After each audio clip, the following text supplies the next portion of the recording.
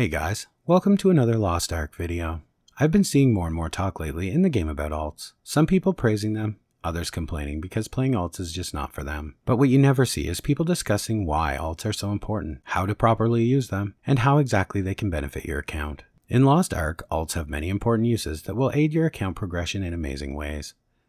They can cut down the potential time it will take you to complete certain progression by months, make gathering materials take way less time, and produce thousands of gold and silver for your account that you wouldn't normally have had access to.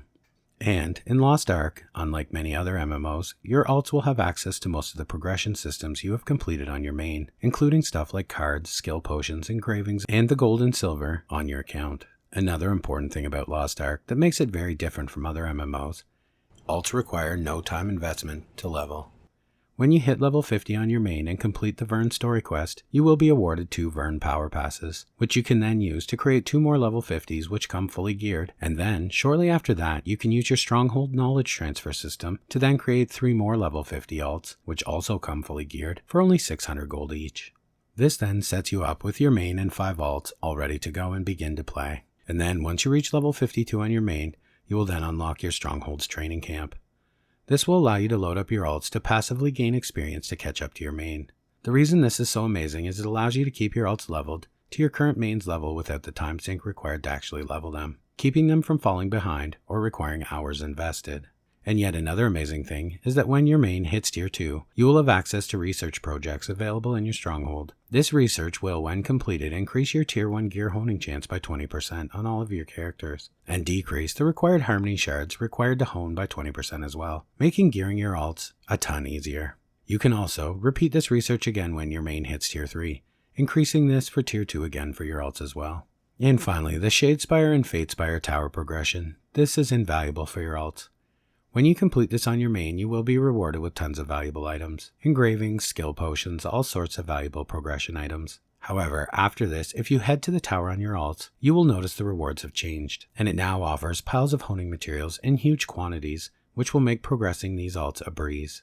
Now, here is where we come to the common concern of the majority of players, which of course is time. Now that we have all of these alts geared and ready to play, people will assume, from their experience in other MMOs, that having all of these alts will require massive time investments they simply don't have to invest. Well, I have great news. This simply is not the case in Lost Ark. If you are playing your alts correctly and doing the things you should be to progress your main, then your time invested should only be 10 to maybe 30 minutes per day on all of your alts combined, and I will explain. The primary use of your alts will of course be to funnel materials to your main to aid in the difficult honing process at tier 3. This is of course because the upgrade materials you receive while doing your 2 chaos dungeons per day on each character are tradable. Now where it feels daunting is because your main is in tier 3, but your alts of course start in tier 1. Now how do you quickly get them to tier 3 with minimal time and effort? Because it felt so difficult on your main to hit tier 3. Well, this time around it will be much easier. What you will want to do is complete all the things I listed earlier on each of your alts you create, the tower and all of that. Then, after you have all of these one-time materials gathered, you can begin the process of leveling their gear. After you've done this, then choose an alt. This will be your main alt. You will then funnel all the materials to that alt for the tier they are in. Tier 1, tier 2, whatever. And because you have researched the increased honing in your stronghold, things are a lot easier. So now, using 5 alts to systematically upgrade each other one at a time will make upgrading them take very little time at all. When all of your alts hit tier 3 though, this is where you will stop, leaving them at the base tier 3 for now, generating materials for your main and of course to sell. So what I mean by this is that you will run your chaos dungeons on your rotation as you do every week. Then you will take all of the material that all of these alts gather and send them to the one you've chosen that you want to hone first. And then when it hits tier 2, you begin on the next one, and the next one, and the next one, continuing to run the maximum tier 1 on your current tier 2 alts. Then when all of your alts are in tier 2, you begin the tier 2 process and repeat again. The added benefit to the Chaos Dungeon system in this game is that you do not need to run these Chaos Dungeons every day. You are free to schedule them to maximize your time versus rewards. How you will do this is simple. Do not do the Chaos Dungeons on all of your alts every day. Choose certain alts for certain days and always allow 2 days to pass between their runs. This will allow the bonus to build up to cover 2 runs in the Chaos Dungeon. By doing it this way, you will actually produce more materials than you would have had you been running them with no bonus every day. So you see, it starts to look like a lot less work each day, knowing you do not have to log in every day and run 2 Chaos Dungeons on each of your alts.